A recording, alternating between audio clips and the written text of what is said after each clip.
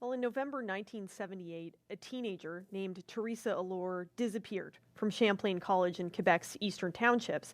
This was a shocking case. She was 19 years old. She was a vibrant person. She was beloved by her many friends and her family who lived here in St. John on Leinster Street.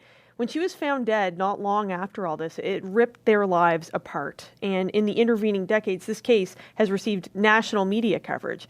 Details of the botched police investigation and, to everyone's surprise, a previously undiscovered serial killer have come to light. And now Teresa's brother, John Allore, and reporter Patricia Pearson have co-authored a book about this case called Wish You Were Here, A Murdered Girl, A Brother's Quest, and the Hunt for a Serial Killer. Good morning to both of you. Good morning. Good morning, Julia. So, John, let's start with you. You know, it'll be 42 years on November 3rd since your sister disappeared. Like, how does this feel to be touring a book right now? Sharing this, you know, on the anniversary of the thing. Has it been long enough that you can sort of have some distance from it? Well, yeah. I mean, for me, it's quite surprising. You know, the immediate response has been a lot of sympathy and of course, a lot of, surprisingly to me, a lot of relatives have reached out, cousins and things like that who have read the book. And the response has been a lot of, I was always scared to ask, for fear of upsetting you and that. And also, quite frankly, a lot of, what a horrible story, almost bordering on what a horrible life you've led, which is, for me, in the context of a 300-page book, it's a very selective and polarized image of things. That's not my whole life. That it's not. Wish You Were Here is not a summation of my life. It's a work summarizing what happened to Teresa, the tragedy of Teresa. Let's talk about Teresa. Tell me a little bit about what she was like. So at 19 years old and growing up in the late 70s, I would say she was a lot like a lot of young women at that time. That the doors were opening up, and she was going to take advantage of that. So very dynamic, very outgoing, wanted to experience anything and everything, and very caring. Did not, in the language of the day, she wasn't a snob. She didn't look down her nose at anyone, didn't really see class, and just wanted to get to know everyone. And I hear this a lot about murder victims. It's like they're the most dynamic person, and the tragedy is that they're taken. And it's because they all are, they all have that spark of humanity that is just so attractive. And that was Teresa. How much time did you spend in St. John, and how much time did your family spend here? Well, my family still lives there, my parents, and we moved in the winter of 1978, so just about 6 months prior to Teresa's disappearance. And so I was there. I was quickly enrolled at Rossay Collegiate School, which I think now is just Rossay Netherwood School. Although I grew up in the South End, which I loved, on Leinster Street, because where Montreal was like this big unknowable mystery, St. John you could get to know, and it was rough. I mean, I remember going there, and they called it a guy in a corner store I went in, he goes, "Welcome to Little Chicago," and I was like, "What are you talking about?" But it was it was rough. We were a block away from Elliott Row, which we called Murder Row, but for a 14-year-old, I loved it. I just thought it was so exciting. I think you're an alumni of St. John High. Sure am. Yeah. So all of that stuff, right? The mall was going up, and there was development, and but that was me. Teresa didn't live there long. Or she barely lived there. She was getting ready for college. She visited in the summer with her boyfriend Vlad, and then spent the 1978 Thanksgiving with us and her birthday. And both her and my brother were headed back to Champlain College. As it goes with the Bay of Fundy, there was a lot of fog, so there was no flights that night. So we had to improvise and drive down to the train station, which was where Harbor Station is now. That was the Via Rail train station. My parents put Teresa and Andre on a train, and they disappeared into the fog, and that's the last we saw her. And that's the last that you saw her. I mean, Patricia, you are not just an award-winning reporter and a crime writer, who's covered this nationally. Like, you were actually involved with some of this because you and John were high school sweethearts. Am I right? Yeah, I came into the scene the year after Teresa was found in the spring of 1979. My parents had been posted abroad, and I needed to go to boarding school, so I wound up at Netherwood. And met John, and we got romantically involved, and I would stay at his house on weekend leave, not in the same bedroom, of course.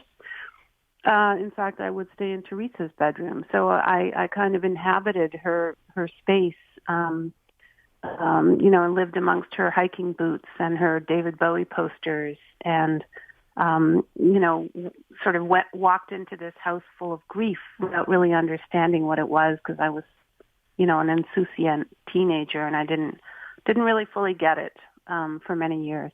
This is one of the most striking things about the book, is that you bring the journalistic chops to the story, but you also have this kind of deep personal connection to it. Like, what was that like for you as a journalist working on this with John? Well, it was interesting because I had always kind of balanced my cooler, like more clinical, skeptical journalistic side with my kind of emotional and sentimental connection to the family.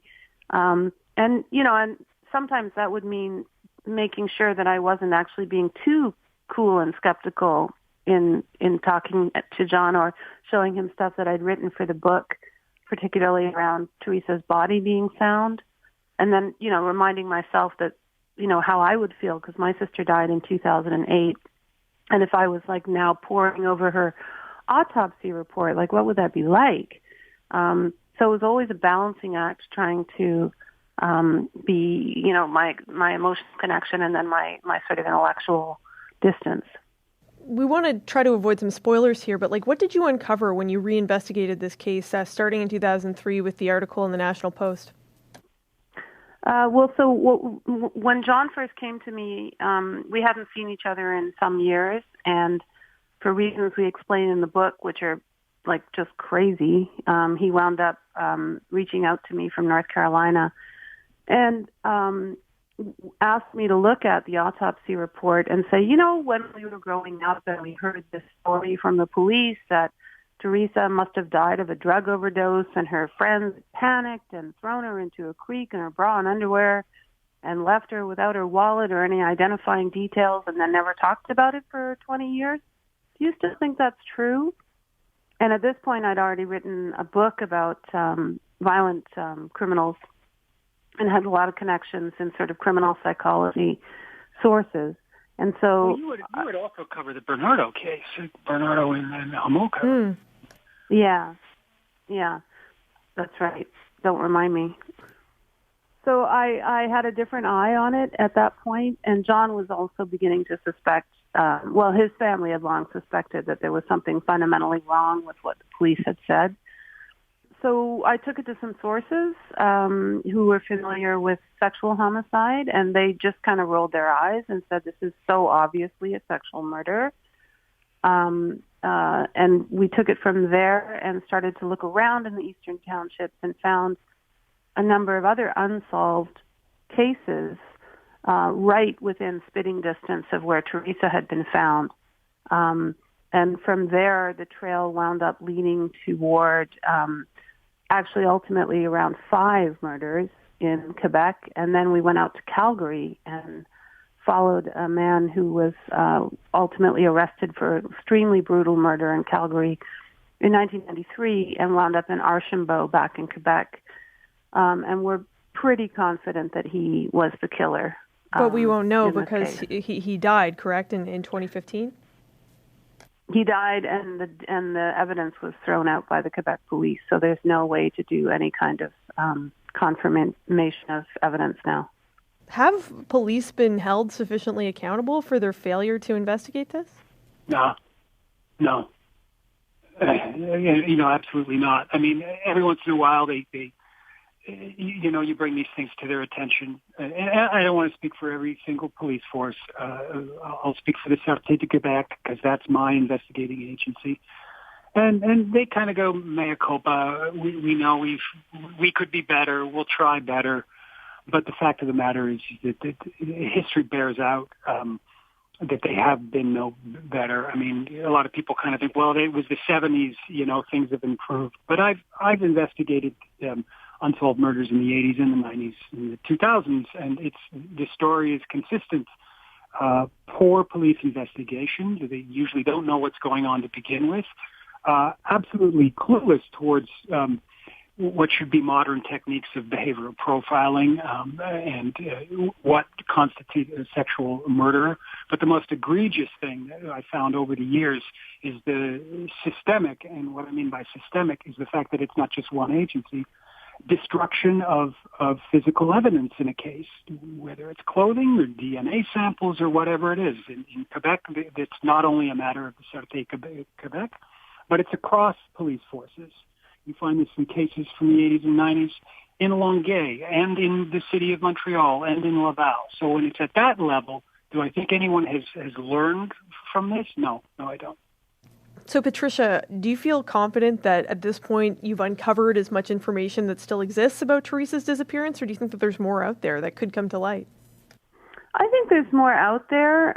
John and I went as far as we could go with fairly limited resources, in the sense that, I would have loved to have been able to hire a fluent Francophone, on-the-ground investigator to help us with some of the stuff in the Eastern Townships. At one point, we really had the feeling that someone was covering the tracks of this killer.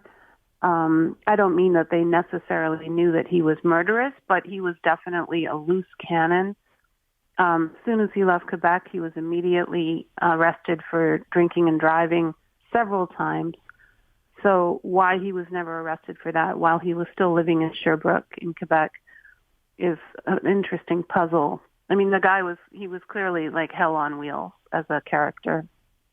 There are a lot of characters in this book who are hell on wheels, though. I mean, there's this twist at the end, which I don't want to reveal, but it involves another murder, and I'm floored that this is the actual sequence of events in life. Like, I mean, is there another book here, do you think?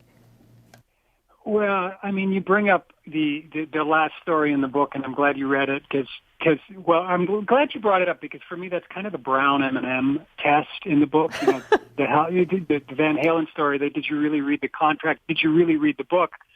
Because for me, that is the first thing I would bring up in that story. And I hate to be a tease with your audience with it, but it does kind of come out of nowhere and it's surprising, and it is very much a kind of be careful where you go poking your nose because it may come back to gaze at you in very foreboding ways.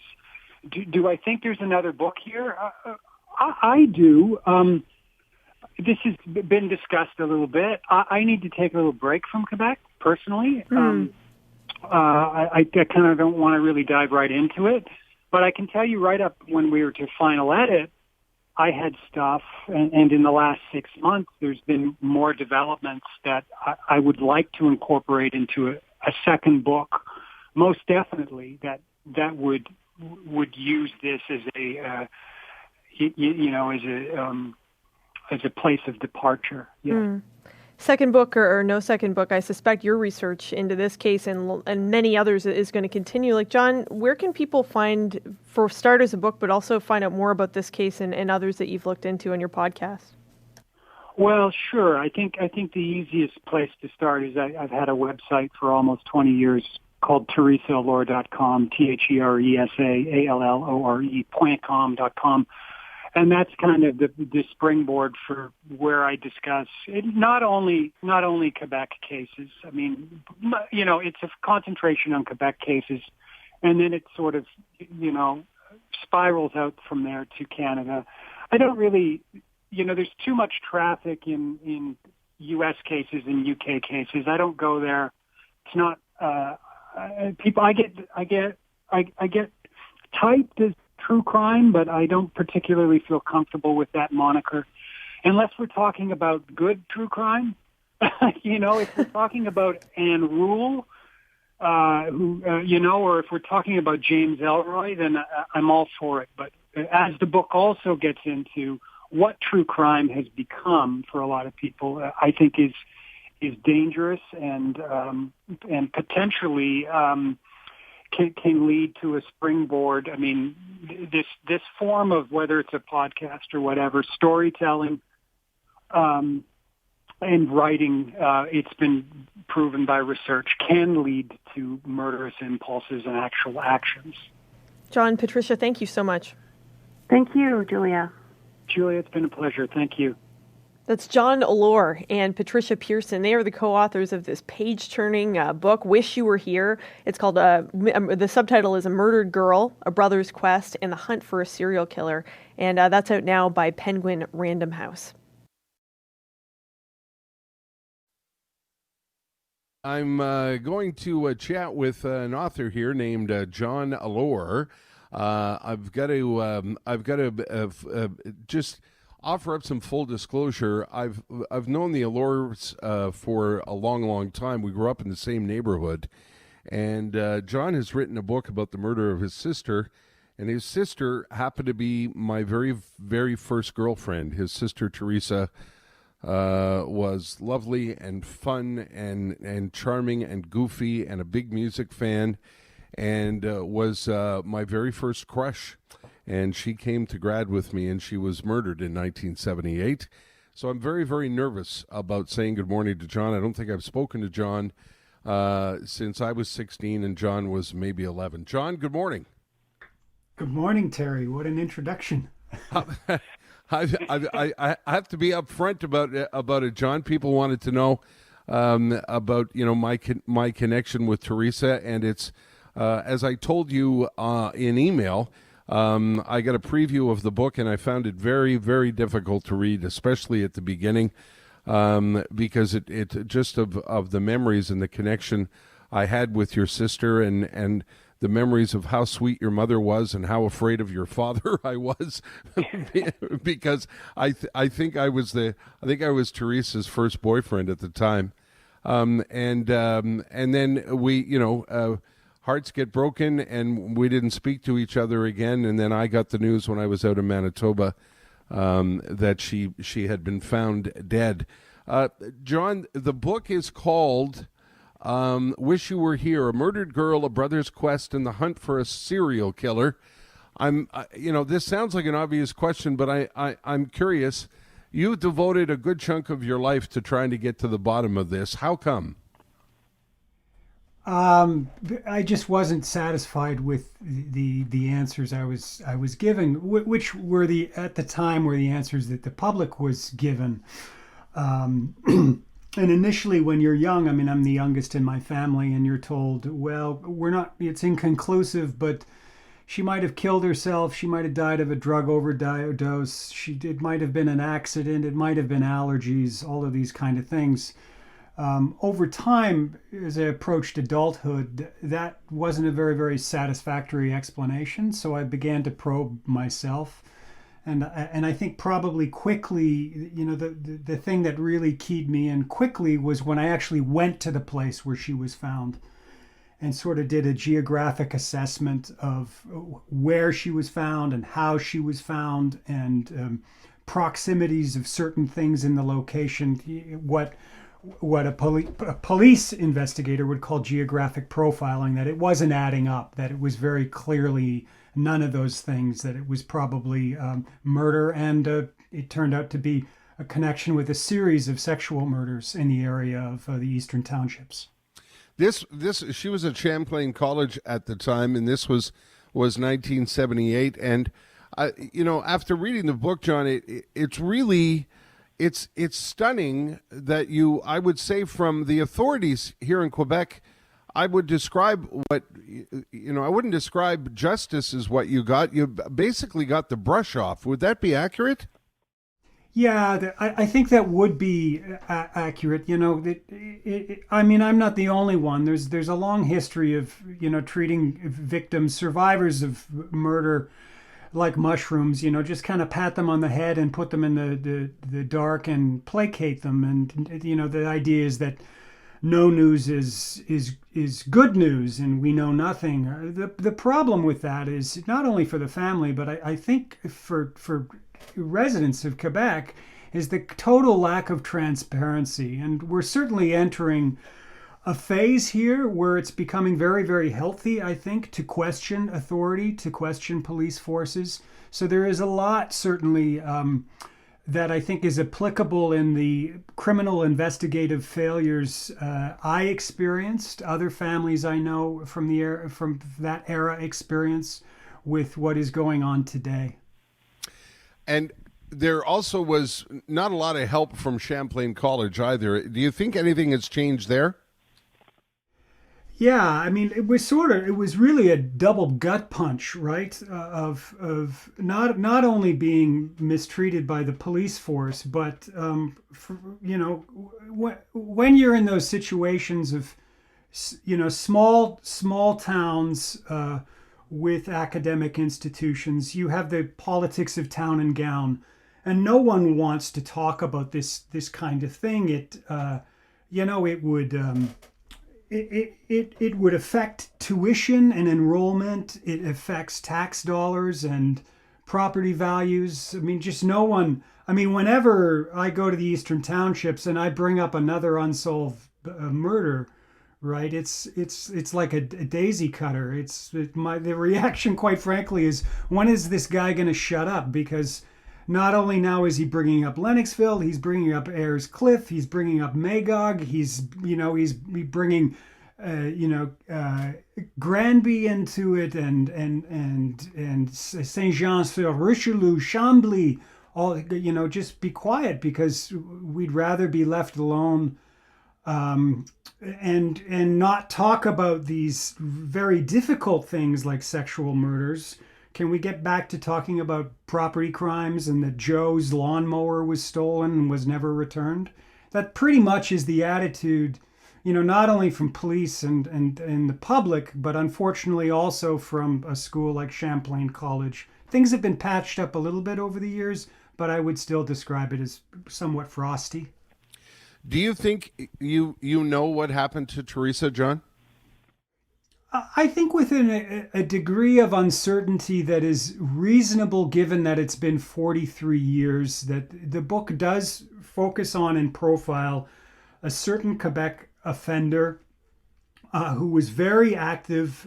We know he committed a series of rapes in the Sherbrooke area in 1980, and then went on to murder in Calgary, Alberta, in 1993. He was convicted of the murder of Lani Silva and was suspected of 2 murders there on the Stroll in Calgary as well.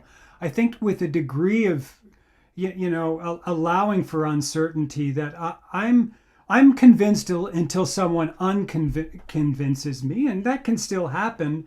That I had a criminologist describe it this way. When we took a look at the person that I was profiling, it would be improbable that he did not commit the murder of Teresa. So I am convinced within that degree of certainty or uncertainty. The title is Wish You Were Here, A Murdered Girl, A Brother's Quest in the Hunt for a Serial Killer. And boy, the impact of the book, especially at the beginning of the book, John, where you talk so much about Teresa, was like a time capsule for me. You miss her, don't you? Oh, tremendously. But I think if there's a balm in this, I mean, I don't, it's not a question of going through my day and then, ending it in a pool of tears. If there's a balm, it's that it's brought me closer together with her. And for me, I think this comes with maturity and time.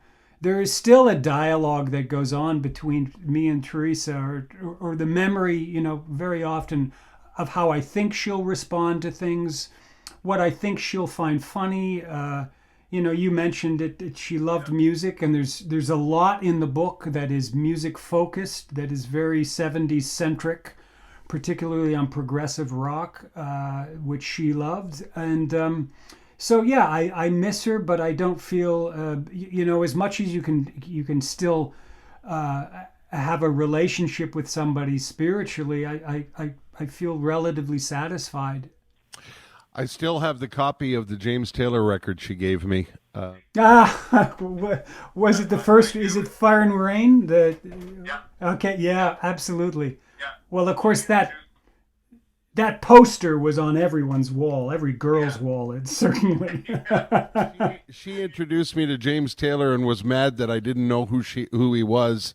It was one of the first things we talked about was music. She, like you say, she loved music so much. You wrote a piece in the Gazette that chronicled our teenage years on the West Island. Why did you want to do that, John?